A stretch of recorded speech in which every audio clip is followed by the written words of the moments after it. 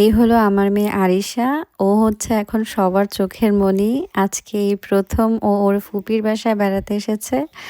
আর আজকে আপনাদেরকে এই ভিডিওতে দেখাচ্ছে ওকে সবাই কত বেশি আদর করে।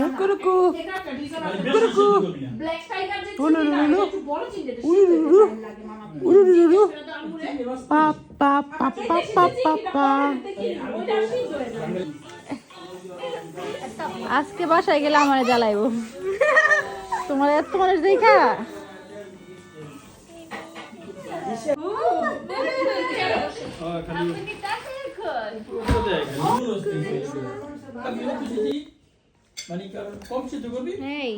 খাবার দেয় নাই, কিছু দেয় নাই। হাত খাচ্ছ কেন?